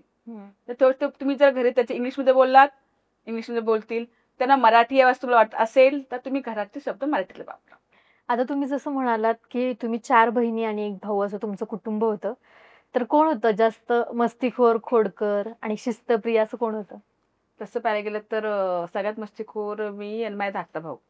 जे वडील जेव्हा होते, माझे वडील जे होते तेव्हा मी आय थिंक 5वीला, माझ्या काय 3री-4थीला असेल तो. त्यावेळी गोट्या खेळणे, मला सगळ्या गोट्याचे सगळे खेळ प्रकार माहिती आहे. मी गोट्या खेळते, पत्ते खेळायची. त्याच्यानंतर आपण म्हणतो ना बरेचसे विटी दांडू हा खेळ आम्ही खेळलेला. म्हणजे मी त्याला फार सपोर्टिव्ह करायचे भावाला, थोडंसं गुंडागिरी टाईप. म्हणजे कसं मी गोट्या खेळायची आणि खूप साऱ्या गोट्या जिंकायची मी. आणि नंतर ना मी जर कुठं बाहेर गेले, शाळेत गेली की हा खेळायचा आणि तो सगळ्या गोट्या हारून यायचा. मग मी त्याला खूप मारायची, माझ्या गोट्या का हारला आणि कुणाबरोबर हारला. मग परत त्या मुलाला घरी जाऊन त्याला बोलवायचं त्या मुलाला की तू माझ्या भावाने तुझ्या गोट्या हारल्यात ना, तू पण माझ्याबरोबर खेळ. आणि परत त्या मुलाबरोबर मी गोट्या खेळायची आणि परत त्या गोट्या मिळवायची. अच्छा, तोपर्यंत मला झोप यायची नाही. म्हणजे आम्ही हे म्हणजे त्याचा माझा फार जाय की त्याला तो मी थोडासा गोट्या हारला तर मला फार संताप आहे की ते माझी प्रॉपर्टी होती ती गोट्या. म्हणजे असे लहान होती मुलांची प्रॉपर्टी असते बघा, छोटी मुलांची प्रॉपर्टी असते, पेन्सिल इरेजर त्याची प्रॉपर्टी असते, तशी आमची अशी प्रॉपर्टी होती. त्यामुळे त्यावेळेस मी खूप खेळलेली गोट्या वगैरे वगैरे. जेव्हा वडील वाल्याला जर असं समंजसपणा आपल्याला येतो नाही का, असं मग आपण सगळं स्थिर होतो. म्हणजे असं आमचं मस्ती करणार असं कोण नाही, पण हट्टी मीच जास्त होते. त्यावेळेस वडील वाल्यानंतर तर मनी तुम्ही म्हणा फायनान्शियल प्रॉब्लेम, आई फक्त एकटी कमवणारी होती त्यावेळेस, आईला फक्त जॉब लागला नव्हता अजून, तर आम्ही तेच पापड वगैरे करायचो, नाही का मिरीचे पापड वगैरे असतात ते, तर त्यावेळेस सगळेजण पापड करायचे. आई पण जवळजवळ 10-12 किलो आम्ही दिवसाला पापड करायचो. हा, तर आई पापड, आई माझी म्हणजे मोठी बहीण आहे माधुरताई, ती, आणि त्यानंतर सेकंड नंबरला मी होते, थर्ड नंबरला अजून एक माझी बहीण आहे रोहिणी म्हणून, आणि सगळ्यात छोटी अश्विनी म्हणून, असे मी 4 बहिणी आहेत, माधुरी, कस्तुरी, सचिन, रोहिणी आणि अश्विनी, असं आम्ही सगळे होतो. तर त्या दोघी, म्हणजे मोठी बहीण माझी ताई, ती हुशार, अफाट हुशार, ती म्हणजे अभ्यासात 1 नंबर आहे ती, आणि ती अभ्यास पण करायची, कॉलेज पण करायची, आणि ही कामं पण करायची, ती घरची कामं पण करायची. आणि माझी छोटी म्हणजे भावानंतरची बहीण होती रोहिणी, ती पण ते सगळे पापड, स्वयंपाक, ती पण सगळं करायची. मला जसं जमेल तसं मी करायची, मी पण पापड करायची. तर आमच्या घरात कसं होतं मुद्दा, आता आई म्हटलं तर कसं असतं आईचं, तर मुलगा जरा लाडाचा, बहिणी जरा बाजूला, म्हणजे आमच्या चौकीत त्याला जरा जरा वरचढ मान, त्याला जास्त कौतुक जास्त, तर हे मला काय पटायचं नाही. त्याला पण खायला लागतं ना, मग त्याने पण काम केलं पाहिजे. आम्ही सगळेजण इथं पापड काम, तो का खेळतोय, त्याने खेळायचं नाही, त्याने भी इथं बसायचं. म्हणजे तो कसं पापड लाटणार, मग कोणते आम्हाला मदत करतो काय करायचंय, मग त्यांनी तो पापड लावू शकत नाही म्हटली, तो कसं पापड लाटणार, तो मुलगा आहे, त्याने भांडी घासू दे, त्याने भांडी घासली पाहिजे. मग मी हट्ट धरला आहे की तो भांडी घासणार नाही तोपर्यंत मला सांगायचं नाही, मी पण काम करणार नाही. म्हणजे असा जो हट्टीपणा असता तो माझ्यात जरा जास्तच होता. आणि म्हणले तो मुलगा आहे ना, तो भांडी घासणार नाही, तो मुलगा आहे, तो भांडी घासणार नाही, तो मुलगा आहे, तो पापड करणार नाही, तो मुलगा आहे म्हणून सगळे त्याचे लाड, तूच त्याला लाडू नको ठेवूस म्हटलं. आम्ही पात्र काम करायचं, त्यांनी काय करायचं नाही, हे मला पटायचं नाही. म्हटलं नको, तू काम करणार, तो पण मी जेवणारच नाही, मी पण काम नाही करणार. म्हटलं जेवायला देणार नाही, म्हटलं नको देऊ जेवायला. 3 दिवस मी उपास, हरताळ पाळलं चक्क. मी काम ऐकलं, तू काम, मी तुला जेवायला देणार नाही, म्हटलं ठीक आहे, मला नको देऊ मला जेवायला. पण शेवटी माझा भाऊ, छोटा भाऊ, तो रडायला लागला, ताई उपाशी आहे म्हणून. 3 दिवस जेवायला नाही जेवले मी, नाही म्हणजे मी जेवणारच नाही म्हटलं. मी पण हात त्याला पेटले होते जाम, की तो भांडी घासत नाहीये ना, आणि आई म्हणलं तो भांडी घासणारच नाही, तू काय होते, तो भांडी घासणारच नाही. मी पण घासत नाही, मग मी का घासू, मी सगळी कामं करायची का, खायला का मी एकटी खाते का, तो म्हणजे अशी आमची भांडणं व्हायची अक्षरशः. तो घासणार नाही. शेवटी भाऊ म्हटला ताई मी भांडी घासतो तुझी. म्हणजे शेवटी तो भांडी घासायला तयार झाला, म्हणजे नाही का असं. मग आई माझ्यावर जायची, म्हणजे असं आमचा हट्टीपणा.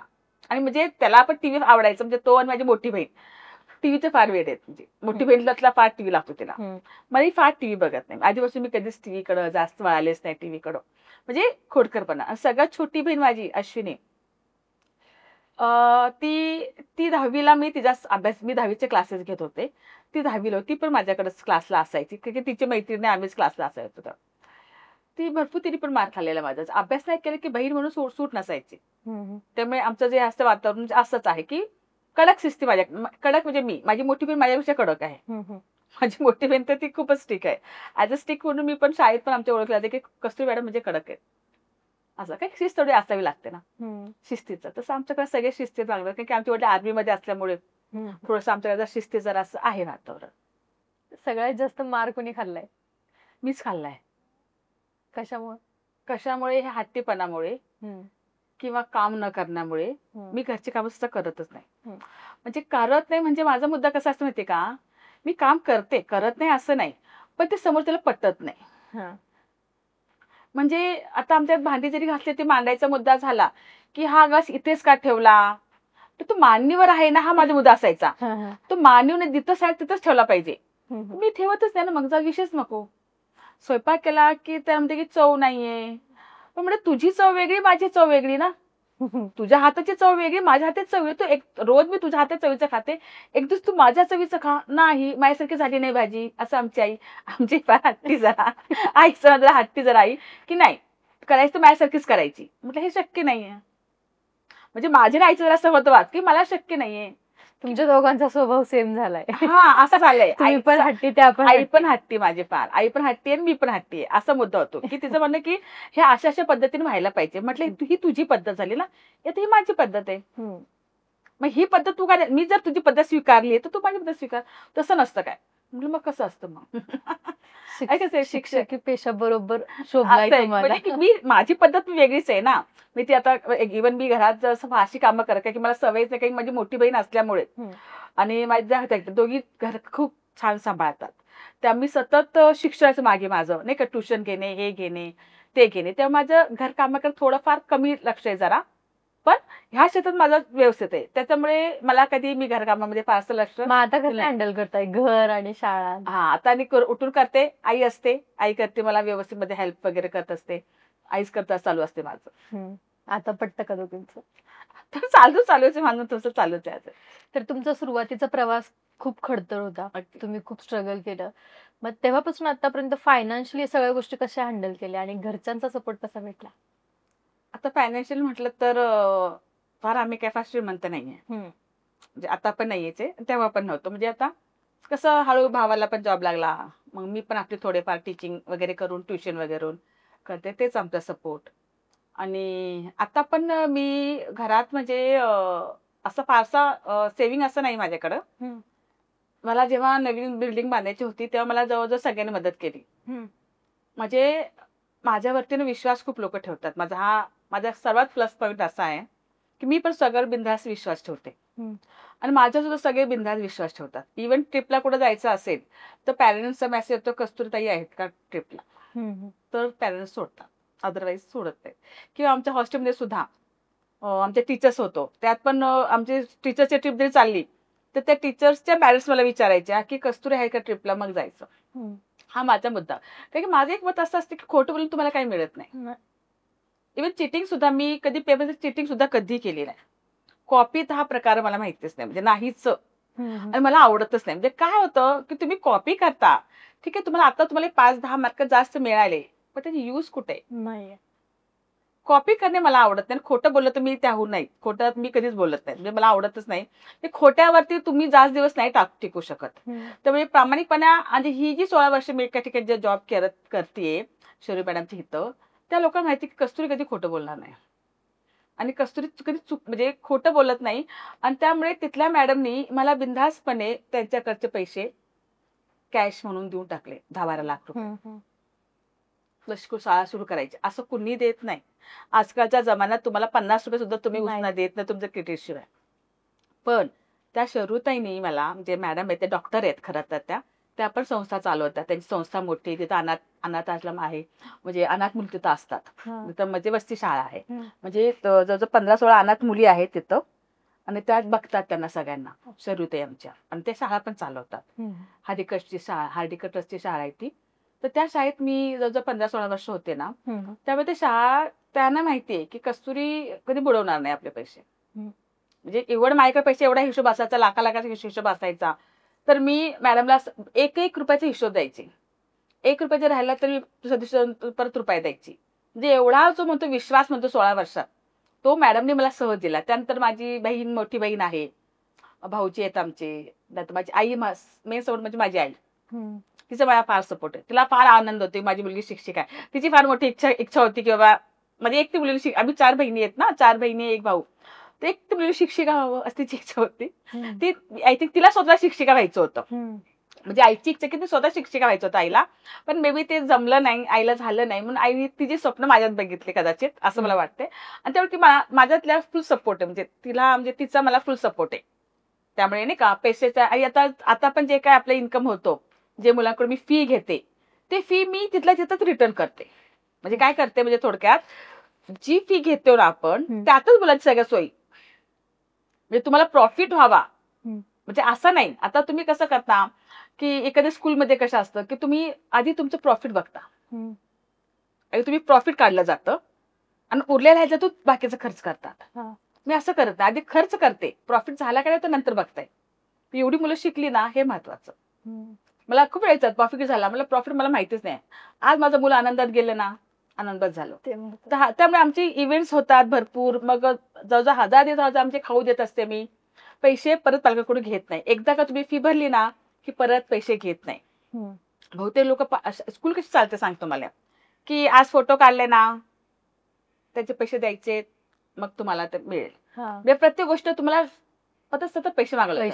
एका ठिकाणी मी, जे माझी शाळा सुरू होण्याच्या अगोदर एका ठिकाणी मी स्कूल ओपन केली, म्हणजे मी नव्हती ओपन केली, एका संस्थेने ओपन केली, आणि तिथं मी जस्ट जॉब शोधत होते ना, आणि त्याच्यामुळे तिथं त्यांनी मला ऍज अ प्रिन्सिपल म्हणून ठेवलं. त्यांनी बघितलं की हिला छान जमते, पॅरेंट्स हँडलिंग छान करते. आणि जवळजवळ तिथं मी 50-60 ऍडमिशन केले फर्स्ट इयरलाच. त्यांचं पण 1 BHK मध्येच होतं. 2 BHK मध्ये त्यांनी स्कूल ओपन केली. आणि तिथं मलाच आश्चर्य वाटलं की कशी एवढी कशी काय आली पॅरेंट्स म्हणून. म्हणजे मी इतकी बोलत होते पॅरेंट्सना की त्यांनी पटापट फुल फी दिल्या. मी हॅप्पी झाले. ती फी सगळी त्या संस्थापकांना सगळ्यांना देऊन टाकली फी. आणि झालं की सुरू त्या सरांचं, मॅडम पैसे मागा पॅरेंट्स कडून. म्हणलं कशाला, आपण त्याला बॅग देतोय. म्हणजे आधी कुठं ठरलं होतं हे, आधी तर ठरलं मॅडम. नाही मग आता आपण त्याला काय होते, मग तुमचे पेमेंट असे होणार नाही. अरे म्हणजे हे गोष्टी मला राग येतो की तुम्ही नंतर पैसे म्हणजे काही नाही का हिडन कॉस्ट ठेवतात तसेच ते पॅरेंट्स सांगतच नाहीत. आणि वर्षभर पॅरेंट्स पैसे घेतले जातात. ह्या ऍक्टिव्हिटीचे पैसे द्या, त्या ऍक्टिव्हिटीचे पैसे द्या, 100 रुपये द्या, 200 रुपये द्या, 500 रुपये भरा, ट्रिपला 8,000 रुपये धरा. अरे म्हणजे हे खूप होतं. त्याच्यामुळे माझा जर तुम्ही फायनान्शियल म्हणत असाल तर मी फारशी ग्रोथ मला म्हणजे माणसाला पैसा कशाला लागतो म्हणजे खरं सांगायचं माहिती स्वतःसाठी लागतो. बरं बस स्वतःसाठी काय तुमची हाऊस झाली, दुसरी गोष्ट मग तुम्हाला दुसऱ्यांना दाखवण्यासाठी लागतो. मला दुसऱ्या मुला काय दाखवायचंच नाही. मी हॅप्पी आहे ना, ह्यात मला आनंद आहे. माझी फॅमिली हॅप्पी आहे, म्हणजे माझी आई हॅप्पी आहे ना, खूप झाला मला पैसा. आम्हाला जास्त पैशाची एवढी गरज लागत नाही. त्यामुळे जे मुलांची फीस आहे त्यातच मी स्कूल चालवते. आईकडून 1 रुपया घेणार नाही, भाऊ 1 रुपया घेणार नाही, पण जी फीस आहे ती कमी फी मध्येच घेते. त्यामुळे आणि आता मी स्वतः बिल्डिंग बांधत असल्यामुळे जे माझे काही मी लोन खूप घेतलं होतं ते लोन पण माझ्याजवळ मी आता फेडून टाकलेलं आहे. त्यामुळे मला आता मी हॅप्पी आहे की जी मुलांची फी घेते ना त्यातूनच मी चालवते. तर प्रॉफिट वगैरे असं काही नाही माझ्याकडलं, कुठं स्वतःचं काय नाहीये. आईने घर बांधून ठेवलेलं आहे, चालेल व्यवस्थित. मग आता आपला पॉडकास्ट बघितल्यानंतर जर पालकांना इच्छा झालीच की ह्या स्कूलमध्ये आपल्या विद्यार्थ्यांना टाकायचं, तर त्यांनी तुमच्याशी संपर्क कसा साधायचा? माझी शाळा भारतनगर मध्ये म्हणजे आपलं रासकर पार्क म्हणजे कात्रजच्या भागामध्ये गुजरवाडी फाटा त्यातून आतून वळाल्यानंतर भारतनगर मध्ये स्कूल आहे. तिथं स्वतः तिथं ऍड्रेस तिथला हाच आहे, Raskar park road. Phone number माझा आहे 9762774693. तिथून ऍडमिशन घेतलं ते चालेल. ऍज अ टीचर ट्रेनिंगला सुद्धा ऍडमिशन घ्या. मी सगळ्यांना सांगते की ज्याची कोणी 12वी झाली असेल, शिक्षक हा खरंच खूप छान जॉब आहे, छानच काम आहे. शिक्षक होणं म्हणजे मला हे अभिमानास्पद गोष्ट आहे की बाबा मी आज एक टीचर आहे. म्हणजे मला कुठेही रिग्रेट फील होत नाही की माझ्या ह्याच्यावर मला कुठेही वाईट वाटत नाही, अरे आपण काय निर्णय घेतला, अजिबात नाही. कारण की तुम्हाला इतकी छान मुलं हाताळायला मिळतात. म्हणजे मुलं तुमच्याशी इतकेच कनेक्टेड असतात खूप. एक किस्सा सांगते छोटासा की एक मुलगा साधारणपणे असा न्हाव्यासमोर बसला होता कटिंग करायला. मी फुटपाथवरून चालत होते, गाडी नव्हती. तो पळत आला आमच्या मॅडम आल्यात म्हणून, तो टॉवेल सकट की खूप दिवसाला मॅडम दिसल्या नव्हत्या मला. त्यांनी मी स्कूल सोडलं होतं, खूप दिवसांनी त्याला मी दिसले. म्हणजे हे जे असतं की ह्यातच तुम्हाला म्हणजे ह्यात मला खूप आनंद वाटला की बाबा त्याला वाटलं मला बघावंसं. हे एक आनंदाची गोष्ट आहे ना की तुम्हाला मुलं विसरत नाहीत. आता तुम्ही त्यावेळेस ठरवलं होतं इथपर्यंतचा प्रवास, हे सगळं. मग आता ह्याच्या पुढे कसं असणार आहे, म्हणजे ह्याच्या पुढे काय अजून तुम्ही काय कुठं बघताय शाळेला? अगदी बरोबर आहे. ह्याच्या पुढे मी आता माझी शाळा वाढवायचं बघतीये. 1st to 5th मी आता सुरू करणार आहे, स्कूल माझी वाढवणार आहे.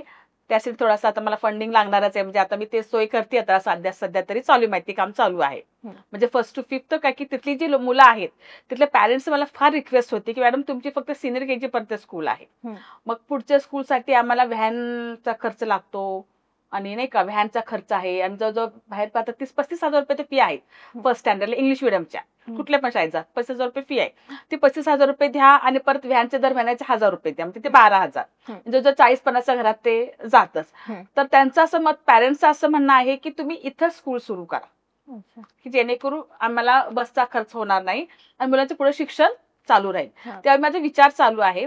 त्यामुळे आता मी 1st to 5th पर्यंत तरी चालू करू शकते. पालकांचे विद्यार्थ्यांचे फीडबॅक कसे भेटले तुम्हाला? म्हणजे तुम्ही एवढं करताय, हे करताय, पालकांनी कसा तुम्हाला रिस्पॉन्स दिला? पालक पण खूप छान आहेत. म्हणजे काही पालक आहेत सपोर्टिव्ह आहेत की त्यांनी जवळजवळ तिसरं मूल सुद्धा माझ्याकडेच येतं. म्हणजे पहिली मुलगी जी असेल ती शिकून सिनियर केजी होऊन ती 1st, 2nd, 3rd गेल्यानंतर त्यांच्या घरात जे तिसरं अपत्य येतं ते पण माझ्याकडेच येतं. म्हणजे हाच मोठा फरक आहे. 10 वर्ष झालं तरी इकडे तिकडे कुठं जात नाही ते माझ्याकडे. फी कमी आहेत असं म्हणून नाही, त्याचं टीचिंग शिकवणं चांगलं आहे. आमचं टीचिंग आहे ते शिकवणं खूप चांगलं आहे. त्याच्यामुळे येतात पॅरेंट्स माझ्याकडे. कारण की आम्ही प्रत्येक म्हणजे का प्रत्येकाची थीमच वेगळी असते. आता तिथं एक्सप्लेन नाही करू शकत प्रत्येकाची, खूप त्याच्या ऍक्टिव्हिटी असतात, बऱ्याचशा ऍक्टिव्हिटी असतात. त्यात आम्ही बरेच सगळे म्हणजे जवळजवळ सगळे इव्हेंट्स आम्ही घेत असतो. म्हणजे तुम्ही पालखी म्हणा, हे म्हणा, बाकीचे लोक जे घेतात, तर आपले ट्रिप पण चालतात, गॅदरिंग चालतं, ह्या सगळ्या ऍक्टिव्हिटी चालतात. आमच्यातला जो कॅम्पस थोडाफार असा आहे की त्यांना फक्त शिक्षणापर्यंतच त्यांच्याकडे तेवढे अमाऊंट आहे, की अदर ऍक्टिव्हिटीसाठी त्यांच्याकडे एवढं मे बी नसेल किंवा नाही एवढे इंटरेस्टेड. असा काही किस्सा घडलाय का की ते झालं म्हणजे असं एकदम शांत होऊन असं वाटलं की नाही आता आपण सक्सेस झालो, आपण जे ठरवलं होतं त्याच्यात? सक्सेस झालो हा. असं सक्सेस आपण केव्हा होईल म्हणजे की मन भरून आलं की बाबा भेटलं, हा. आपल्याला आपल्या कामाचं चीज भेटलं. कामाचं चीज हे तर मला जेव्हा मी स्कूल ओपन केलं तेव्हा सुरू झालं, हा. तेव्हा तर चीज झालं मला खरंच. मी आता तर सध्या मी खूपच समाधानी हॅप्पी आहे की आपण छान केलं. पण असं जर माझे पण टीचर आमच्या बीएड मध्ये शिकवले की तुम्ही बिया टाकायचं काम करता, तुम्ही शेतकरी आहात. जर माझ्याकडे 10 मुलं आहेत टीचर, मी त्यांना डोक्यामध्ये बिया टाकायचं काम करते. आणि मग ते बी काय रुपये घेईल ते त्याच्या वेळ, तुमच्या एका फळामध्ये किती बी असतात हे तुम्ही सांगू शकता, पण त्या बियामध्ये किती फळ हे तुम्ही नाही सांगू शकत ना. एका बी मध्ये किती फळ हे तुम्ही मला सांगाल, पण त्या बी मध्ये किती फळं आहेत हे तुम्ही कसं सांगणार? हे सगळे माझ्याकडे सीड्स आहेत सगळे, ह्यांना आपल्याला रुजवायचं आहे, त्या मुलांना आपल्याला शिकवायचंय. तेच म्हणते मी. त्यामुळे टीचर ट्रेनिंग आता माझं कसं होतंय की माझ्याकडे सगळी छोटी मुलं येतात शिकायला, तर मला जर टीचर ट्रेनिंग जर आपण घेतलं तर त्या टीचर्स पण छान होतील ना. हो. तिथल्या तो वातावरण एक छान होऊन जाईल ना. म्हणजे शिक्षण मध्ये मुलांना म्हणजे शैक्षणिक क्षेत्र जर असं वाढलं पाहिजे असं मला वाटतं. मुलं शिकलं पाहिजे लोकांनी, असं माझी इच्छा आहे. शिक्षण क्षेत्रात काय बदल झाला पाहिजे असं वाटतं तुम्हाला? अरे बापरे, भरपूर बदल झाला पाहिजे. मला तर शिक्षण मंत्री यायची फार इच्छा होती. कारण का माझी माहिती का, शिक्षण क्षेत्रात इतका बदल झालेला आहे की सगळं ना विद्यार्थी केंद्रीय अभ्यास सुरू झालाय सध्या. शिक्षकाला कोणी विचारत नाही तुम्हाला काय वाटतं, विद्यार्थ्याला विचार तुला काय पाहिजे की पालकाला काय पाहिजे. म्हणजे हल्ली जे शिक्षण पद्धती ना, पॅरेंट्स आणि स्टुडंट्स ह्यांना धरून चालू आहे. शिक्षकाच्या मनात खूप इच्छा आहे, चांगल्या आहेत, शिक्षक खूप चांगल्या पद्धतीने शिकू शकतो, त्याच्या भावना विचारत घेत नाहीयेत. कुणीच विचारत की शिक्षकांनी कसं घेतलं पाहिजे. आता जे आहेत, आता आपण जे मेथड आले इंग्लिशमध्ये जे आहेत, फुल पॅराग्राफ पद्धतीने मुलांना शिकवलं जातं. जे 80% मार्क आहेत किंवा आता जे 70% मुलांना सहज कसे काय मिळतात. अगोदर आम्हाला, मी एवढा अभ्यास करून सुद्धा आम्हाला 60-70% कधी नाही 60% मिळायचे की एवढा अभ्यास का. तर 80 मार्काचा पेपर असतो, त्यातले 20 मार्क स्कूल देते, बरोबर आहे. 20 आणि कुठली स्कूल मुलांना आपल्या मुलांना नापास करणार नाही, 17-18 मार्क देणारच, बरोबर आहे. मग 17-18 मार्क्स इथं त्या मुलाला पडतात ते, पण राहिले की 80 पैकी जे 70 पैकी तुम्हाला फक्त अभ्यास, 60 पैकी तुम्हाला अभ्यास करायचा आहे. काय तर अभ्यास, 7 मार्काचा अभ्यास, आणि त्यात पण तुम्हाला काय पॅराग्राफ असतात, तुम्ही स्वतःच म्हणायचं फार फार कमी प्रमाणात असतं. म्हणजे त्यात विचारायला वाव नाही. म्हणजे जे लिखाण आहे ना ते खूप कमी झाले. रायटिंग स्किल जी आहे ती खूप कमी झालेली आहे, त्याला वाव खूप कमी आहे ह्याच्या. म्हणजे आत्ताच्या शिक्षणामध्ये सगळं तुम्हाला ऑब्जेक्टिव्ह बहुतेक करून असतंच असं की आता हिंदी म्हणा, मी इंग्लिश बघते, पण आता वह्या पुस्तकं सोडून मोबाईल हातात आलाय, तर काय सांगा. पण मोबाईल ही वाईट गोष्ट नाहीये माझ्या मते तरी. हा, आता ते प्रमाण जास्त आहे, कुठली गोष्ट अति झाली की ती तुम्हाला त्रासदायक ठरते. आता जेव्हा मी लहान होते तेव्हा मोबाईल नव्हता म्हणून मी तेव्हा मोबाईल वापरला नाही. आताच काय मुलांसाठी तर लकी आहेत ना ती लोक, हातात मोबाईल आहे, पण ते काय बघतात हे मार्कर लक्षात ठेवलं पाहिजे. मुद्दा हा आहे. मोबाईल ही वाईट का की मला इंस्टाग्राम चालवता येत नाही किंवा स्नॅपचॅट चालवता येत नाही, हे मला माझ्या 10वीच्या मुलांनी शिकवलं. ज्याने एवढं बॉन्डिंग आहे की थांबत आहे, तुम्हाला इंस्टाग्राम अकाउंट सुरू करून देतो, किंवा आम्हाला जर काय ई लर्निंग काय दाखवायचं असेल तर माझा जेव्हा मी वायफाय कनेक्ट करायची तर मला ते कनेक्ट करता येत नव्हतं.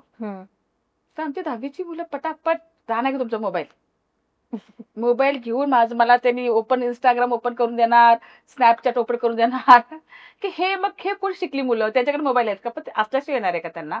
फक्त मुद्दा असा आहे की लक्ष ठेवलं पाहिजे मुलांकडे की ते मुलं काय बघतात ते.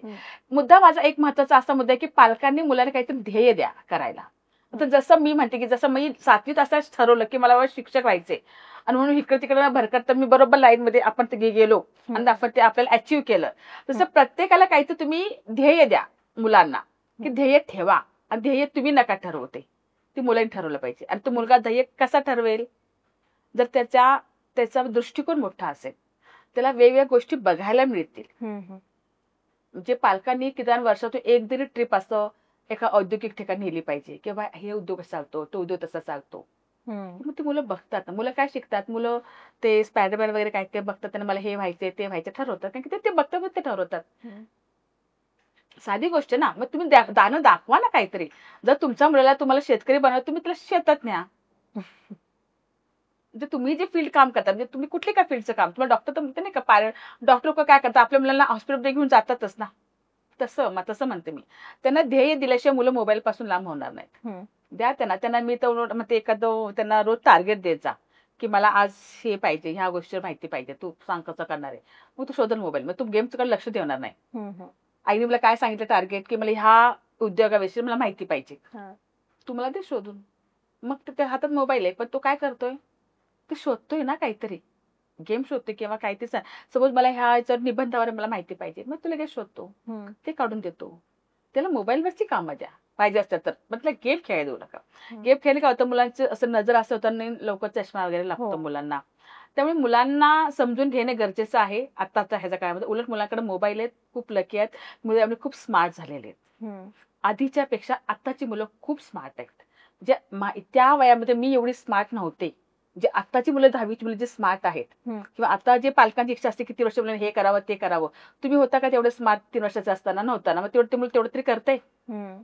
आपण काय करायचो, जे लहानपणी होतो 3 वर्षाचा, आपण एका जागी गप्प बसून राहायचो. जोपर्यंत मम्मी पप्पा म्हणत नाही उठ चल, आपण हलायचो नाही. इथं बस म्हटलं तिथंच बसून राहायचो. उठतो का आपण? नाही उठायचो. त्यांचा गप्पा चालायचा, आपण काही बोलायचं त्याच्या मध्ये सुद्धा बोलायचं नाही. आपण गपचूप असं बघत बसायचं, इकडं बघ तिकडं बघ, झालं जे झालं. आताची मुलं बसतात ना, बघू तुझा मोबाईल, बघू तुझा मोबाईल, ही मोबाईल, तुमच्या हा टीव्ही आहे का, हे ब्रँड आहे का, मोबाईलचा ब्रँड मला जुना म्हणतात, मॅडम तुम्ही कसला जुना मोबाईल वापरता. जी मुलं वापरते चांगली गोष्ट आहे. म्हणजे मला आवडतं. उलट मुलांनी मोबाईल बघणं हे चूक नाहीये, फक्त काय बघतात हे महत्वाचं आहे. तर तुम्ही काही टार्गेट दिलं पाहिजे मुलांना, की मला ह्याच्याविषयी माहिती काढून दाखव, मला हे करून दाखव. पण हे तेवढं पालकांना पण तेवढं समजलं पाहिजे ना, की मुलांना काय सांगतो. मग द्या की मोबाईल मुलांसाठी, ठरवून द्या. 1 तास ठरवून द्या, 8 तास ठरवून द्या, मोबाईल बघायला काही हरकत नाही. पण छोट्या मुलांना नाही. म्हणजे कुठली मुलं म्हणते मी 8वी 9वी त्याची मुलांना बघू शकता, काय की ती मुलं शिकाऊ असतात, शिकणारी असतात, त्यांच्यावर खूप इच्छा असते शिकायची. त्यांना खाद्य दिलं पाहिजे सतत. छोट्या मुलांना मात्र नाही. ह्या मी म्हणते साधारणपणे 12 वर्षापर्यंत मुलांनी खूप खेळलं पाहिजे, त्यांना नाही. 8वीच्या पुढे जे अभ्यासू मुलं आहेत त्यांच्यासाठी मात्र ठीक आहे, काहीतरी अभ्यास आपण मोबाईल दिला काय हरकत. तर अशा पद्धतीने तुमच्या वेळात वेळ काढून तुम्ही इथं आम्हाला भेट दिली, तुमचं मार्गदर्शन विद्यार्थ्यांना दिलं, पालकांना सल्ले दिले, यासाठी तुमचं मनापासून धन्यवाद. तर जसं कुंभार मडकी घडवतो, माती तुडवून मडकी घडवतो, तशा पद्धतीने शिक्षक सुद्धा विद्यार्थ्यांना घडवत असतात. कस्तुरी मॅडम स्वतः घडल्यात आणि त्याच्यानंतर ते आता विद्यार्थ्यांना घडवतायत. तर हा पॉडकास्ट बघून तुम्हाला नक्कीच एक प्रेरणा भेटेल, मॅडमच्या थ्रू एक प्रेरणा भेटेल, आणि विद्यार्थ्यांनी कुठल्या शाळेत ॲडमिशन घेतलं पाहिजे आणि कुठल्या शाळेत घेऊ नये याविषयी सुद्धा मॅडमने चांगलं मार्गदर्शन केलं. तुम्हालाही लिटिल बर्ड्स प्रायमरी स्कूलला भेट देऊन एकदा सगळी चौकशी करू शकता. विद्यार्थी तिथं योग्य पद्धतीने शिकतायत ते जाऊन तुम्ही बघू शकता आणि तिथं ॲडमिशन घेऊ शकता. हा व्हिडिओ तुम्हाला आवडला असेल तर व्हिडिओला नक्की लाईक करा आणि जास्तीत जास्त पालकांपर्यंत हा व्हिडिओ नक्की पोहोचवा, कारण विद्यार्थ्यांचं भविष्य हे तुमच्या हातात आहे, तसंच शिक्षकांच्या देखील हातात आहे आणि योग्य शिक्षकांच्या हातात आहे. त्यामुळं हा व्हिडिओ जास्तीत जास्त लोकांपर्यंत शेअर करा आणि अनसीन मराठीच्या YouTube चॅनलला सबस्क्राईब करायला विसरू नका. धन्यवाद.